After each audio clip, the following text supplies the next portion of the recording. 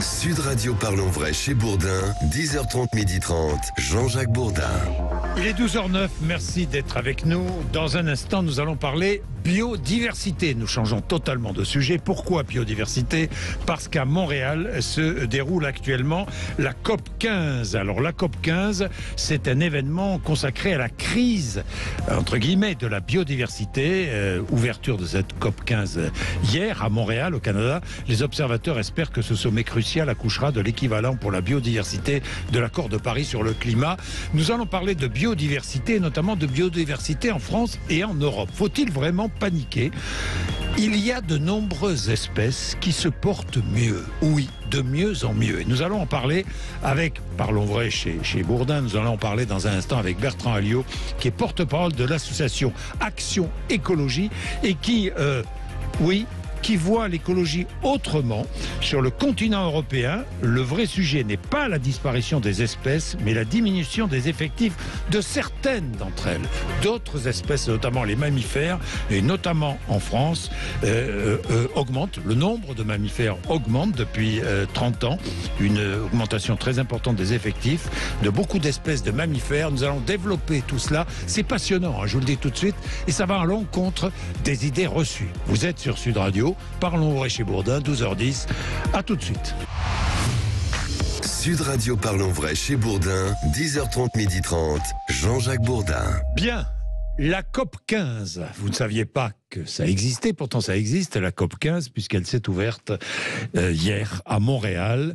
C'est le sommet de l'ONU sur la biodiversité. On connaissait la COP, on a beaucoup entendu de la fameuse COP en Égypte récemment, mais là, sur le climat, là, c'est consacré à la biodiversité. 190 pays ont envoyé des délégués, 10 jours de réunion pour adopter un cadre mondial décennal.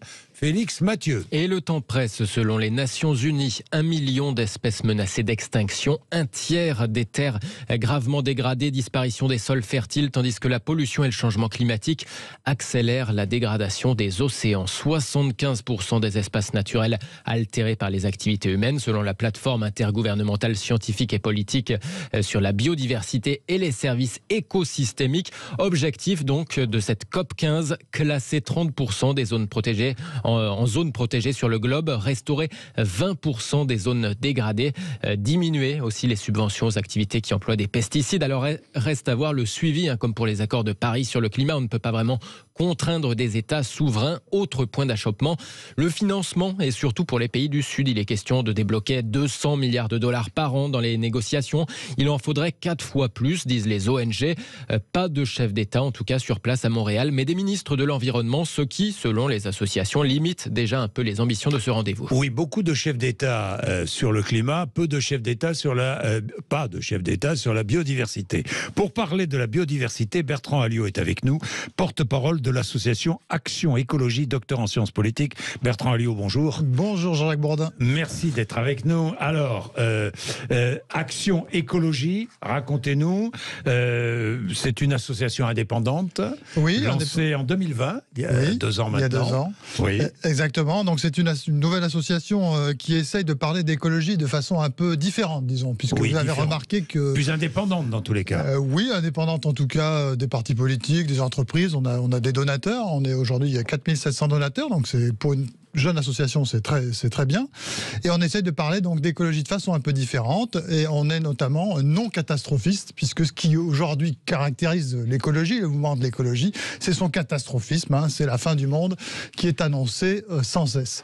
Et je pense qu'il y a au contraire beaucoup de raisons de se réjouir. Sur l'état de l'environnement, il y a quand même des bonnes nouvelles, il faut aussi les dire. Il y a aussi des bonnes nouvelles, notamment en matière de biodiversité. Nous allons en parler avec vous, Bertrand Alliot. Je suis assez content parce que c'est vrai que, je dis toujours, dans Parlons Vrai chez Bourdin, tout le monde peut s'exprimer et vous exprimez une autre voix. Ça fait du bien aussi. Bien. Alors, vous avez mené une étude sur la biodiversité avec comme titre « Faut-il vraiment paniquer ?» On va y revenir, mais la COP 15, ça sert à quelque chose ou pas ces grandes réunions, non, vous savez, c'est comme les COP climatiques. Ça rassemble beaucoup de gens dans des endroits qui viennent du monde entier s'amuser un petit peu. certainement dormir dans des hôtels qui valent très cher, mais au bout du compte, il y a des grandes déclarations et puis qui sont peu suivies des faits. Si on prend les COP sur le climat, par exemple, et si vous regardez la courbe du CO2 dans l'atmosphère, ça n'a absolument rien changé depuis 40 ans. Ça nous avertit, ça nous met dans l'oreille qu'il faut quand même faire attention à notre environnement. Oui, il faut faire attention. C'est un avertissement, en fait. Oui, mais enfin, oui. On peut se poser la question sur l'utilité de ces grands messes internationales, mais bon, ça c'est connu. C'est un autre débat. Voilà, Parlons exactement. de la biodiversité. Vous dites, dans votre enquête, vous dites que de nombreuses espèces se portent mieux qu'on ne le croit. Vous dites, sur le continent européen, le vrai sujet n'est pas la disparition des espèces, mais la diminution des effectifs de certaines d'entre elles. Alors expliquez-nous, concrètement, si vous avez des exemples. Les nouvelles qu'on entend, et notamment à l'occasion de cette COP15, c'est qu'effectivement, il y a un effondrement de la biodiversité à l'échelle mondiale. Et on donne des chiffres absolument spectaculaires, comme vous avez rappelé tout à l'heure, 1 million d'espèces disparaissent, mais tout ça, ce sont des chiffres au doigt mouillé qu'on a un peu inventés, en tout cas qui ne sont pas des chiffres véritablement qui sortent d'études scientifiques sérieuses. Donc plutôt que s'intéresser, à la biodiversité de façon générale dans le monde entier en donnant des chiffres qui sont invérifiables, regardons ce qu'on peut facilement vérifier justement, ce qui existe notamment dans notre pays et sur le continent européen. Voilà. Et sur le continent européen, évidemment, il y a des espèces qui vont diminuer leurs effectifs, mais ça, je veux dire, c'est le sort de la biodiversité, c'est le mouvement. Mais quelles espèces, par exemple, qui diminuent leurs effectifs ? Alors, par exemple, l'alouette des champs, un certain nombre d'espèces qui sont liées aux espaces agricoles. Vous avez aussi... Ça, c'est peut-être dû à l'utilisation de produits... Alors, justement, on en parle un peu sur les produits phytosanitaires. Il y aurait beaucoup de questions à se poser, parce qu'aussi, on voit en même temps arriver d'autres espèces, justement. Alors, à la place. Ben oui, c'est-à-dire pourquoi certaines causes qu'on invoque ne marchent pas sur certaines espèces. C'est toujours un peu la question qu'on peut se poser. Donc des alouettes des champs et autres. Alors il y a d'autres espèces. Il y a le fameux, le mammifère, comment s'appelle-t-il dans la liste rouge. J'ai perdu son nom, bien sûr. Vous allez mais je vais retrouver ça. Mais en tout cas, oui, vous avez un certain nombre d'espèces qui diminuent à l'échelle française ou européen. Oui. Mais vous avez aussi beaucoup de bonnes nouvelles, et c'est là sur lequel on voudrait insister, parce que c'est impossible aujourd'hui de les ignorer. Sur les populations de mammifères, par exemple, il y a un retour spectaculaire énormément en France et en Europe de mammifères. Il y a eu 16 000% d'augmentation en 30 ans du castor, par exemple. Il y a de plus en plus de castors en France et en Europe. Absolument, et en France, vous allez voir qu'il va arriver sur beaucoup de cours d'eau. Aujourd'hui, par exemple, si vous allez au centre-ville d'Orléans, vous allez pouvoir observer le castor. Et il remonte en fait sur beaucoup de cours d'eau. Vous avez la loutre d'Europe. Vous savez, la loutre d'Europe, il y a 40 ans, elle était devenue très rare parce qu'il y avait une chasse, disons, systématique de plein d'espèces. Et depuis qu'on les a laissés tranquilles, eh bien, ils sont revenus. Et la loutre, elle fait un retour spectaculaire. Donc il faut laisser tranquilles ces espèces. Disons qu'en tout cas, alors après, certains peuvent poser problème. Il faudra réguler, oui. Éventuellement, en tout cas, c'est quelque chose qui doit être dans le débat public, la régulation de certaines espèces. Évidemment. Alors vous avez la loutre, vous avez le chamois, le bouquetin. Évidemment, vous savez, on parle beaucoup du loup, par exemple. Oui. Jean-Jacques. Mais ce qui est extraordinaire, c'est qu'on ne voit pas que c'est fascinant de revoir une espèce comme ça, qui avait disparu de France et qui revient de façon assez importante dans notre pays. Ça ne fascine pas les bergers. Oui, alors ni les propriétaires de troupeaux. Mais je ne rentre pas dans le débat, est-ce que c'est bien ou mal. Je dis, il faut quand même voir que c'est une espèce. C'est un prédateur en plus, il est en haut de la chaîne alimentaire.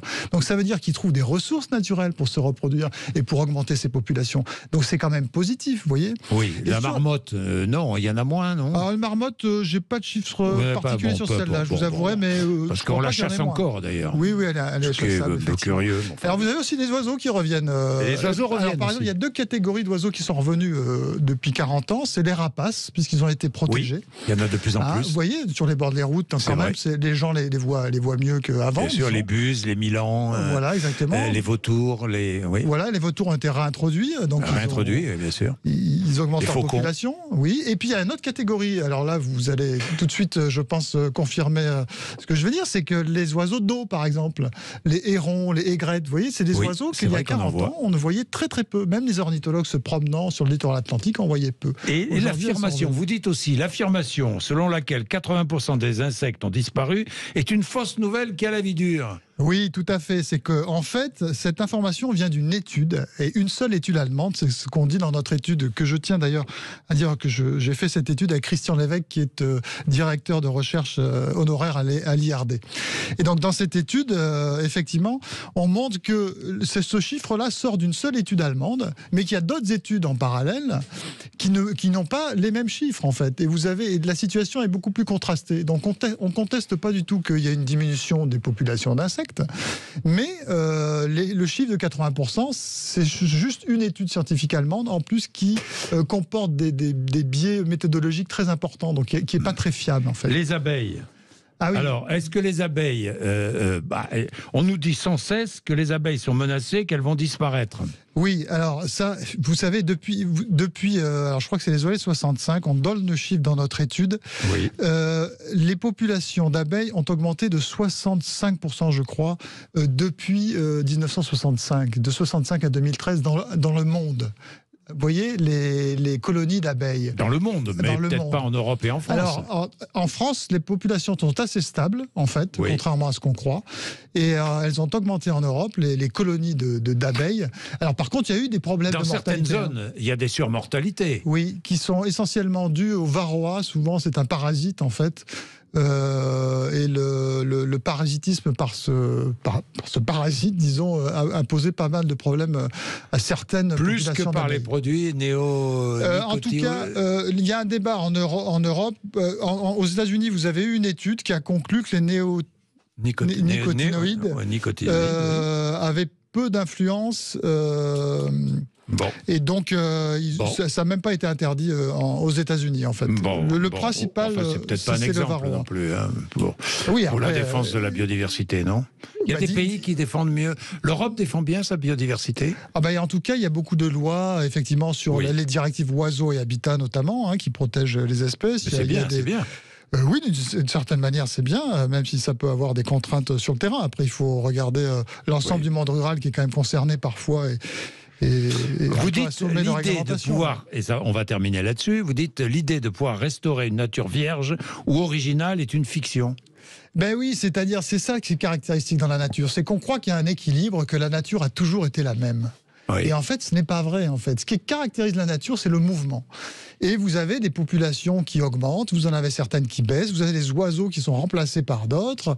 Et c'est la vie de la biodiversité de façon naturelle. Jamais l'état de la biodiversité n'a été la même. Et donc, vouloir protéger une biodiversité, c'est-à-dire une photographie du moment, c'est en fait impossible. Nous allons voir des changements. Dans tous les cas, la biodiversité dans nos villes augmente, elle. Alors, sur l'étude, il y a une étude sur les oiseaux communs qui dit que les oiseaux ont baissé quand même de façon assez importante dans les villes. Il faudrait plutôt parler au cas par cas. Il y a certaines espèces, par exemple la tourterelle turque, par exemple, qui a beaucoup augmenté en France et en ville. C'est vrai que les tourterelles, on en voit partout maintenant. Voilà, la tourterelle turque. Alors, la tourterelle des bois, par exemple, qui est une autre espèce, c'est plutôt en diminution. Pour reboucler sur ce qu'on disait au départ. Voilà. Bien, merci beaucoup. C'est passionnant, votre étude. Comment peut-on Alors, on peut le trouver sur notre site Action Écologie. Vous trouvez facilement sur notre site internet. Et puis, Action Écologie, l'alternative à l'écologie politique. Voilà, c'est ça. On va essayer de parler d'écologie un peu différente, un peu positive. Et, arrêtons la déprime, s'il vous plaît. Bien, merci Bertrand Alliot. Nous terminons avec une gagnante. Eh oui, Jean-Jacques Bourdin, c'est l'heure de jouer au grand sapin de Noël Sud Radio.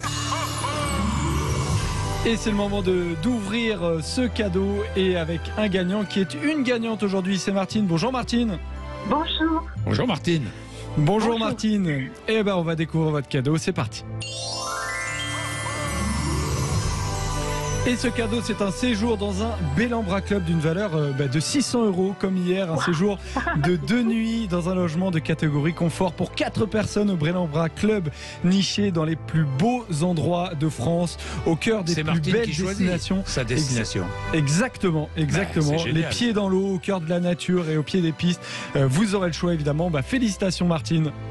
Bravo. Merci beaucoup Sud Radio, merci beaucoup. Avec grand plaisir. Le grand sapin de Noël Sud Radio continue jusqu'au 25 décembre. Vous restez connectés sur Sud Radio toute la journée pour ouvrir avec nous en direct votre cadeau de Noël, comme l'a fait Martine. Merci à vous tous de nous avoir accompagnés comme tous les jours, 10h30, midi et demi. C'est l'heure d'André Berkoff.